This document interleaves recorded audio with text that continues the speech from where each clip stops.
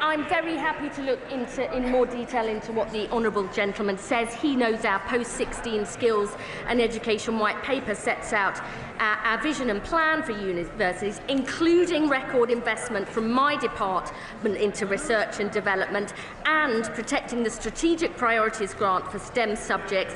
There's more we can do, and I'm happy to discuss it with him further. Mr. Speaker, the Honourable Lady raises a very important question about digital inclusion, which is right at the heart of the government's strategy. We just heard from the opposition that they're against digital ID and digitalising this country. I knew my answer would be popular, but I'm very happy to meet with the Honourable Lady to talk about that specific project in her constituency. Mr. Speaker, the ICO is operationally independent of government, is accountable to this Parliament. The Information Commissioner can appear in front of the select committees to discuss the ICO's performance, and I would encourage the select committee to perhaps do that. And can I also welcome Mervyn Kirsch to the gallery today. He's a member of our greatest generation, a D-Day veteran who entered Bergen-Belsen days after it was liberated. Mervyn is 100 years old. I'm lucky to have met him twice, and I know that it took him many, many years before he felt he could even begin to tell his story. And we thank him for his service and the story that he has told us in respect of it. As we mark Armistice Day, we give our eternal thanks to Mervyn and all those who served, and remember the extraordinary sacrifice of ordinary people who fought to defend our freedom. Mr. Speaker, the House will also want to join me in remembering Holocaust survivor Manfred Goldberg. He showed the most extraordinary courage to share his testimony, and in his memory, we must ensure that never again means never again. Mr. Speaker, I welcome the news that SSE have announced that they will spend £33 billion on clean energy projects in this country. That's a major vote of confidence in the UK economy, happening because of our decisions to embrace the opportunities of clean power. Mr. Speaker, this morning I had meetings with ministerial colleagues and others. In addition to my duties in this House, I shall have further such meetings later today. Well, it's always great to hear from the successor for Kwasi Kwarteng's constituency, Mr. Speaker. I'm very proud to represent our country on the world stage last week in COP, before that in NATO, and it's because of the reputation we've rebuilt over the last 15, 16 months that other countries now want to do trade deals with us and want to place their orders with us. Well, I know how committed she is to righting historic wrongs for our mining communities, and I can assure her so am I. She will know we've already transferred £1.5 billion that was wrongly kept from over 100,000 former mine workers. Ministers, as she knows, have met the BC SSS trustees on several occasions. The Industry Minister is meeting them later on today, and I'll make sure that she's updated in relation to that. Mr. Speaker, my focus each and every day is on rebuilding and renewing our country. But let me be absolutely clear, any attack on any member of my Cabinet is completely unacceptable. On the Health Secretary, Mr. Speaker, in relation to Health Secretary, he promised before the election that in the first year of a Labour government we'd deliver 2 million extra appointments. We didn't deliver 2 million, or 3 or 4. We delivered 5 million extra appointments. And today the Health Secretary is in Manchester, where he's announcing that because of the action he's taken to abolish NHS England, he's putting more people on the front line. He's doing a great job, as is the whole of my Cabinet. Sweeney, my team and I are absolutely focused on delivering for the country. And let me be clear, of course, Mr. Speaker, I've never authorised attacks on Cabinet members. I appointed them to their posts because they're the best people to carry out their jobs. And Mr. Speaker, she asks about waiting lists. Waiting lists are down under this government. The number of GPs is up. And because we've scrapped NHS England, we're investing on the front line. That's what the Health Secretary is doing today, getting on with his job, and he's doing a very good job too. Mr. Speaker, this is a united team, and we are delivering together. Look what we delivered. The fastest growth of the G7. 5 interest rate cuts. Trade deals with the EU, the US and India, all of which they oppose. We've delivered. And I can update the House. Mr. Speaker, I can update the House. The Bank of England has upgraded growth today We've secured £230 billion of private investment, and just this morning, I thought she might welcome it, the SSE have announced £33 billion of investment in clean power. That's what this team are delivering for the country, fixing the mess that they... Mr Speaker, let me give the House the details. 329,000 people more are in work since the start of this year. So 329,000 more are in work. Of course I accept we need to do more in relation to unemployment. That's why we're transforming job centres, which they opposed. That's why we're working with 60 major businesses to tackle ill health in the workplace and invested £3.8 billion in tailored back-to-work support, which they opposed. I would also remind the Leader of the Opposition, Mr Speaker, that the average unemployment in the 14 years of her government was 5.4%, higher than the rate today. Mr Speaker, I'll tell the Leader of the Opposition why we increased national insurance is because of the mess that they left the country in. The NHS on its knees. Now we've got 5 million extra appointments, waiting lists down, and 2,500 more GPs as a result of our decisions. But it's nearly the one-year anniversary, but she still hasn't told us in relation to national insurance whether she agrees and admits that we should do it, or if not, if that's her position, how she would find the money that we raised in the budget. She's had a whole year to think about that question. Perhaps now she can give us an answer. Mr Speaker, the stupid mistakes were made over 14 long years. They broke the economy, and now they think that they can lecture us.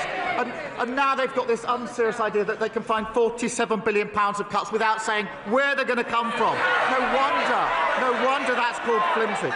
Meanwhile, we're rebuilding the country. Wages up, investment up, mortgages down.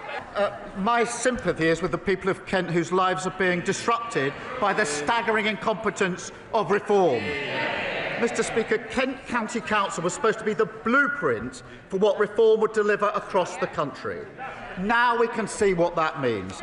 Cutting local services, raising council tax, failing to protect the public. That's all reform have to offer. Grievance, division and total incompetence. Let me be clear, I believe in a strong and independent BBC. Some would rather the BBC didn't exist. Some of them are sitting up there. I'm not one of them. In an age of disinformation, the argument for impartial British news service is stronger than ever. And where mistakes are made, they do need to get their house in order, and the BBC must uphold the highest standards, be accountable and correct errors quickly. But I will always stand up for a strong, independent BBC. Mr Speaker, I certainly agree with the comment that the last government undermined the work of the BBC. They undermined pretty well everything they did in 14 years. Mr Speaker, I'm not going to go into the individual runnings of the BBC. I am a strong supporter of the BBC in the terms I've already set out. Mr Speaker, November marks the first ever Care Leavers Month, and that is a time to recognise that every child deserves support to achieve their potential. And through our landmark Children's Wellbeing Bill, we're requiring every local authority to help care leavers find secure accommodation. It saddens me that the parties opposite voted against it. The comments about children in care being evil are utterly appalling. And now the member for Clacton has heard them. I'm sure he'll want to condemn them right now. Mr Speaker, we will grip the mess we inherited and close every hotel. At their peak, under the previous government, there were 400 hotels. Now there are only 200 remaining. But he says he doesn't have time to condemn the comments calling children in care evil. He's also not had the time, it appears, to condemn the racist comments of his own MP. Utterly spineless. Well, Mr Speaker, I was very proud to attend COP last week, and the UK is leading on tackling climate change, delivering energy security and getting bills down and generating hundreds of jobs across the country. We're investing over £250 million to put rooftop solar on schools, hospital and military sites across the country, and that will deliver £400 million of savings to renew our public services. Can I absolutely recognise the need to address the imbalance between electricity and gas prices? We are exploring options to create a fairer system, and I'm happy for ministers to keep him updated on what we're looking at.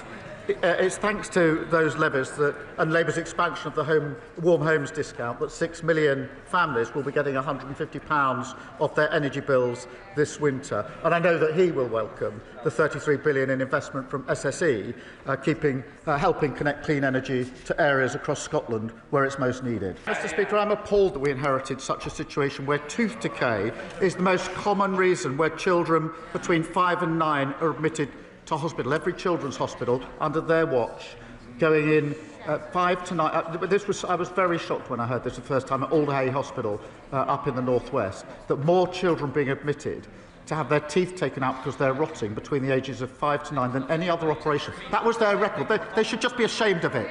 Ashamed of it.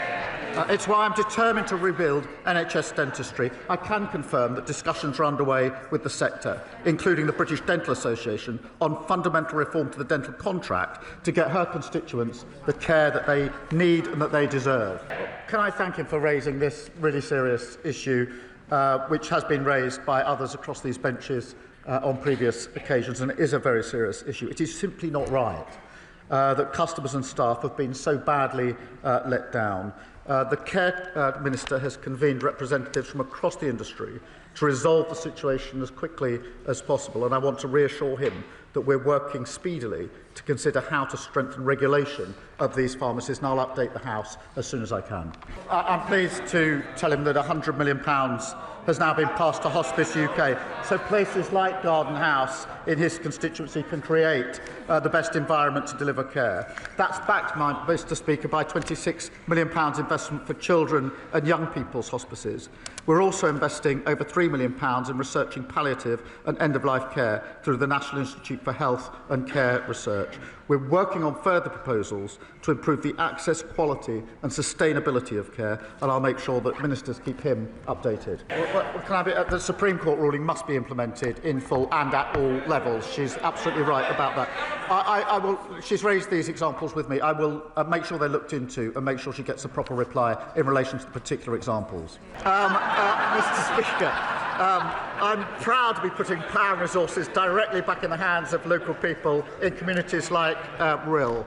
That £20 million can be used for issues that matter most to them, include revitalising their high street, a cause that I know is crucial to many residents, including hers.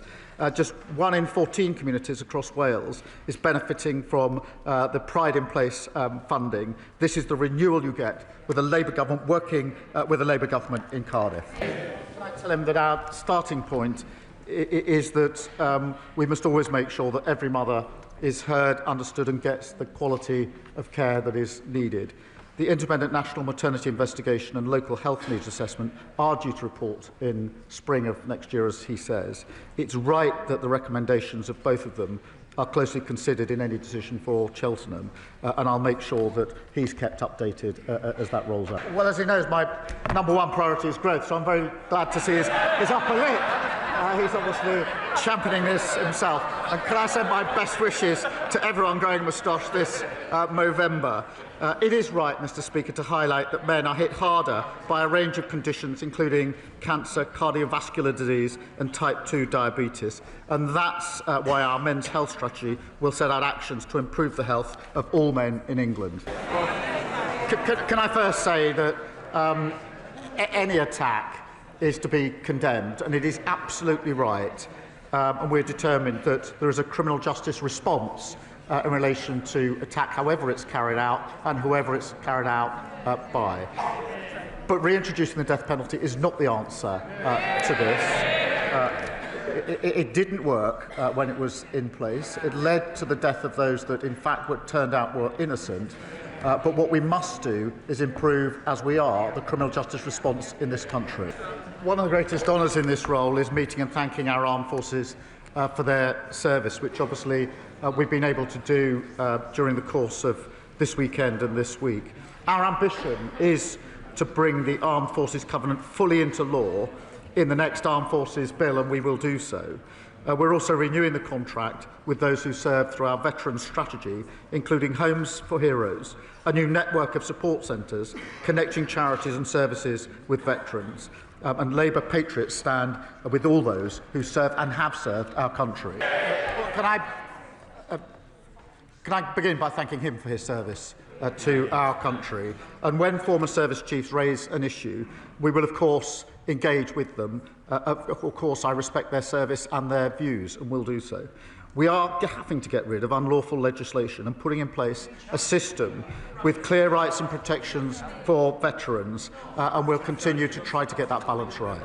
Can I commend her? She's been a long-standing campaigner on this important issue, and the public is right to be furious about how the last government allowed sewage to pour into our lakes, rivers and seas. Alongside tough new powers to combat pollution, this ban will put an end to plastic wet wipes that litter our beaches, clog up our sewers and harm wildlife. Well, I'm grateful to him for raising that, and I'll look at the particular example that he's raised. As he will know, we're rolling out hubs, some of them already in place and more to come, and I'll happily update him on where they're likely to be. Well, first, my thoughts are with Lily and her family, and the details he raises are really deeply concerning. I know he's raised this with health ministers, and I'll make sure he gets a swift response. He is a powerful advocate for change, and I share his determination that everyone with an eating disorder gets the care and the support that they need.